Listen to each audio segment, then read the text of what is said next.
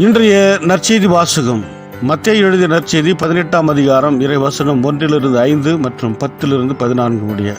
அந்நேரத்தில் சீடர்கள் இயேசுவை அணுகி, விண்ணரசில் மிக பெரியவர் யார் என்று கேட்டார்கள். அவர் ஒரு சிறு பிள்ளை அழைத்து அவர்கள் நடுவில் நிறுத்தி பின்வருமாறு கூறினார். நீங்கள் மனம் திரும்பி சிறு பிள்ளைகளைப் போல் ஆகாவிட்டால் விண்ணரசில் புக மாட்டீர்கள் என உறுதியாக உங்களுக்கு சொல்லுகிறேன். இந்த சிறு பிள்ளையைப் போல தம்மை தாழ்த்தி கொண்பவரே விண்ணரசில் மிக பெரியவர். இத்தகைய சிறு பிள்ளை ஒன்றை என் பெயரால் ஏற்றுக்கொள்பவர் எவரும் என்னையே ஏற்றுக்கொள்கிறார். இச்சிறியோரில் ஒருவரையும் நீங்கள் இழிவாக கருத வேண்டாம். கவனமாயிருங்கள்.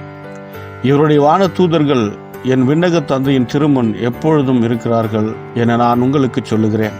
ஏனெனில் மானிட மகன் நெறி தவறியோரை மீட்கவே வந்தார். இந்த நிகழ்ச்சியை பற்றி நீங்கள் என்ன நினைக்கிறீர்கள்? ஒருவரிடம் இருக்கும் 100 ஆடுகளுள் ஒன்று வழி தவறி அலைந்தால் அவர் 99 ஆடுகளையும் மலைப்பகுதியில் விட்டுவிட்டு வழி தவறி அலையும் ஆட்டை தேடி செல்வார் அல்லவா? அவர் அதை கண்டுபிடித்தால் வழி தவறி அலையாத 99 ஆடுகளையும் பற்றி மகிழ்ச்சி அடைவதை விட வழி தவறி அந்த ஓர் ஆட்டை பற்றியே மிகவும் மகிழ்ச்சி அடைவார் என உறுதியாக உங்களுக்கு சொல்லுகிறேன். அவ்வாறே இச்சிறியோருள் ஒருவர் கூட நெறி தவறி போகக்கூடாது என்பதே உங்கள் விண்ணக தந்தையின் திருவுளம். இது கிறிஸ்து வழங்கும் நற்செய்தி. கிறிஸ்துவே உமக்கு புகழ். ಮತ್ತಾಯ ಅಧ್ಯಾಯ 18 ವಚನ 1-5, 10-14 ಆ ಸಮಯದಲ್ಲಿ ಶಿಷ್ಯರು ಯೇಸುವಿನ ಬಳಿಗೆ ಬಂದು, ಪರಲೋಕ ರಾಜ್ಯದಲ್ಲಿ ಯಾರಿಗೆ ಅತ್ಯುತ್ತಮ ಸ್ಥಾನ ದೊರೆಯುತ್ತದೆ ಎಂದು ಕೇಳಿದರು.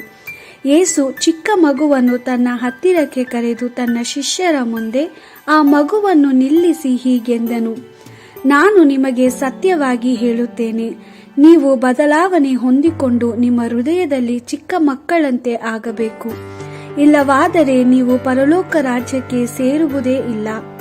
ಈ ಚಿಕ್ಕ ಮಗುವಿನಂತೆ ತನ್ನನ್ನು ತಗ್ಗಿಸಿಕೊಳ್ಳುವವನೇ ಪರಲೋಕ ರಾಜ್ಯದಲ್ಲಿ ಅತ್ಯುತ್ತಮ ಸ್ಥಾನ ಪಡೆಯುತ್ತಾನೆ. ಯಾವನಾದರೂ ನನ್ನ ಹೆಸರಿನಲ್ಲಿ ಒಂದು ಚಿಕ್ಕ ಮಗುವನ್ನು ಸ್ವೀಕರಿಸಿಕೊಂಡರೆ ಅವನು ನನ್ನನ್ನೇ ಸ್ವೀಕರಿಸಿಕೊಂಡಂತಾಯಿತು. ಎಚ್ಚರವಾಗಿರಿ, ಈ ಚಿಕ್ಕ ಮಕ್ಕಳಿಗೆ ಬೆಲೆಯೇ ಇಲ್ಲವೆಂದು ನೆನೆಸಬೇಡಿ. ಇವರಿಗಾಗಿ ಪರಲೋಕದಲ್ಲಿ ದೂತರನ್ನು ನೇಮಿಸಲಾಗಿದೆ. ಆ ದೂತರು ಪರಲೋಕದಲ್ಲಿರುವ ನನ್ನ ತಂದೆಯ ಸಮ್ಮುಖದಲ್ಲಿ ಇರುತ್ತಾರೆ.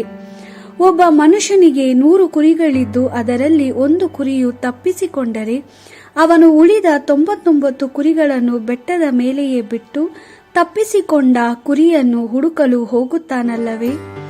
ತಪ್ಪಿಸಿಕೊಂಡ ಕುರಿಯು ಸಿಕ್ಕಿದರೆ ತಪ್ಪಿಸಿಕೊಳ್ಳದಿದ್ದ 99 ಕುರಿಗಳಿಗಿಂತ ಆ ಒಂದು ಕುರಿಯ ವಿಷಯದಲ್ಲಿ ಅವನು ಬಹಳ ಸಂತೋಷ ಪಡುವನು ಎಂದು ನಿಮಗೆ ಸತ್ಯವಾಗಿ ಹೇಳುತ್ತೇನೆ.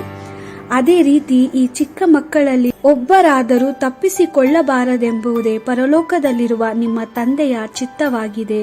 ದೇವರ ವಾಕ್ಯವಿದು. ದೇವರಿಗೆ ಕೃತಜ್ಞತೆ ಸಲ್ಲಲಿ. Gospel according to Matthew chapter 18 verse 1-5 and 10-14. At that time the disciples came to Jesus and asked him, "Who is the greatest in the kingdom of heaven?" Then Jesus called a little child, set him in front of the disciples and said, "I assure you that unless you change and become like little children, you cannot enter the kingdom of heaven. Whoever makes himself lowly like this child is the greatest in the kingdom of heaven. And whoever receives such a child in my name receives me. See that you do not despise any of these little ones, for I tell you, their angels in heaven continually see the face of my heavenly Father. The Son of Man has come to save the lost. What do you think of this? If a man has 100 sheep and one of them strays, will he not leave the 99 on the hillside and go to look for the stray one? And I tell you, when he finally finds it, he is more pleased about it than about the 99 that did not get lost. For your heavenly Father does not want even one of these little ones to be lost." This is the word of the Lord. Thanks be to God.